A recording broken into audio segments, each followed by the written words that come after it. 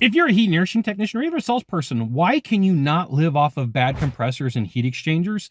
And why is this important? This is a fantastic question. I'm Scott Sylvan Bell. I'm coming to you live from Sacramento, California on a perfect day to talk about sales and a perfect day to talk about you. So, I meet with technicians, I train technicians, I've worked with technicians, and this conversation comes up with just about every company that I work with, almost every time that I get hired. I'll talk to a tech, I'll talk to a selling tech, and they'll say, I can't wait for summer. I can't wait for summer. And I go, why? And they go, bad compressors and no refrigerant systems. I'm like, we got to change your thinking. And if it's the wintertime, people say, I can't wait for winter. Okay, why can't you wait for winter? Cracked heat exchangers. So my belief is, after working with technicians for a really long time, is you have to get good at your skill, your talent, and your capabilities of communication. And with that being said, I've always got to throw in this caveat. Don't make anything up. Do the right things for your clients. Don't make anything up. Do the right things for your clients, right? Inevitably, homeowners jump on here and leave comments and, you're a sales trainer and you're an evil dude and capacitors are $300 and somebody talked to me about a heat exchanger. Look, when you go after heat exchangers and you live off of fear, you upset the entire marketplace.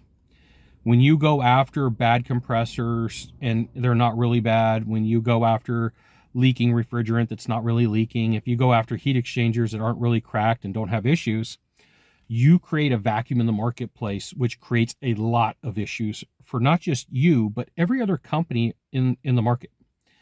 And there was a time when I was a tech, I want to say 2009-ish, the market had a huge downturn. And living off of cracked heat exchangers was not the thing that could be done. People say, I'll just live with it. People would have bad compressors, had to do something.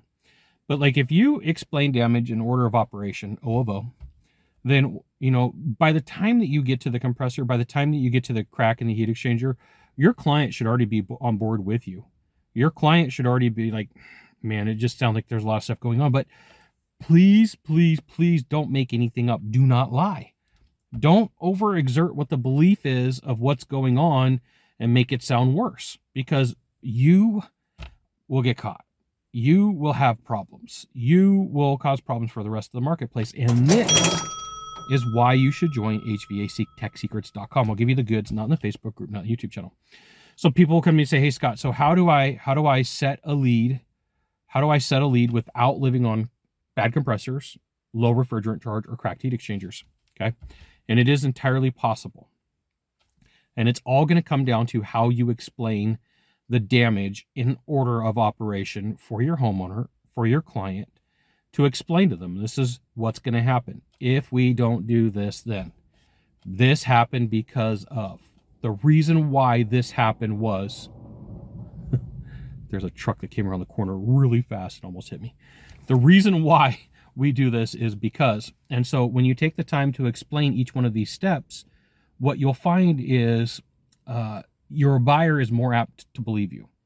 And the icing on the cake really should be the bad compressor, the refrigerant issue, or the crack on the heat exchanger. Now, you may go to a house and that's the reason that you got there, right? So like this is the bonus section for you. The reason that you ended up at this house could be because it has a cracked heat exchanger. The reason that you end up at the house could be because of a refrigerant charge issue. The reason that you're at the house could be because of a bad compressor, right? But something led to that 90% of the time. Sometimes like the system gives up the ghost, but you probably almost every house you go to has too small of a return. Sometimes it's a bad refrigerant line.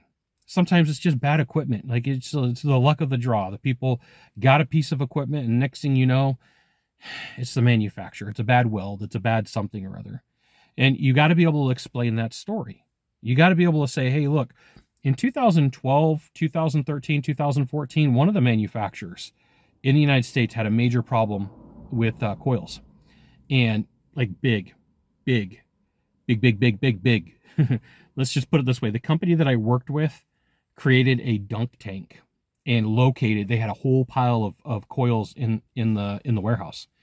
And the manufacturer went to the building and said, you guys know that your company alone exceeded every bad coil that we should have allotted for the United States. So the coil manufacturer went and rode with the installers And they came back and they go, we've got a problem. The company that I worked for, the company that was there, is absolutely right. There is major problems with formicary corrosion inside of our coils, and we've got a ton of them. So we're talking a couple thousand over the space of a couple of years. And so you have to be able to explain that to your client. You have to be able to explain it in a sequential order. So like the thing that's going to help you the most is by you having this conversation in a sequence. Like a random dog just popped up right over here. And it's a big dog too. So you got to be able to tell this story in a sequential order that's going to make sense. And once again, the whole premise of this is make sure that you're not living on cracked heat exchangers. Make sure you're not living on compressors or refrigerant charges, because that sell builds skepticism, right? And so I'm going to say that most technicians don't rehearse what they're going to say enough. Even role play. I role played every morning for almost 6 years for an hour. And so when someone's like, hey, Scott, how do I explain this? I'm like, even today, like at the drop of a hat, I'm ready to go. But most people don't take it that seriously. And it's my role and responsibility to communicate with you, just like it's your role and responsibility to communicate with a homeowner, with a client, with a building owner, and to explain to them exactly what's going on, the struggles that they face, the problems that they have, and the reason why that they're there. So there you go. If you are relying on cracked heat exchangers, compressors, or bad coils or refrigerant lines, just know that you're alienating all the other things that got you out there. Too small of a return, systems not designed properly, refrigerant line too small, ductwork not big enough.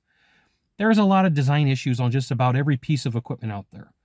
And sometimes one thing led to the damage that created all the other issues. I remember I went to a 5-ton unit, and this thing had a half inch refrigerant line. And the way that it looked coming out of the equipment and going into the wall, it looked like it was the right size. It looked like it was a 7/8. So everybody who went out there goes to this piece of equipment and they're like looking at the line set, like, it's not the line set. It's not the line set. So I pulled back the Armaflex. I pulled back the refrigerant line all the way to the wall. And somebody had sweated in on the copper. And they did the same thing in the attic. So like if you went to the attic without pulling back the refrigerant cover, it looked like it was 7/8, which, most systems that would have been fine. So sometimes it comes down to you doing more research than the other person, you taking more time to find the right information. I remember one time I went to a house and they had all sorts of problems with their equipment. And the way that in California, we have flex duct. We don't have sheet metal for the most part. And so the way that this duct looked, it looked fine, but the return was collapsed, right? It was throwing all sorts of salespeople and technicians and people off. Sometimes it takes 5, 10, 15, 20 more minutes for you to do some research that nobody else is willing to do, so that you don't have to rely on cracked heat exchangers, refrigerant on equipment being bad, or bad compressors. You got one of 3 things to do from here, just one of 3. Find the subscribe button, click on it, and every time I send out a video, you will get an update. 2, you can hit follow, or 3, tag and share this with a friend. We'll see you soon. Thanks for watching.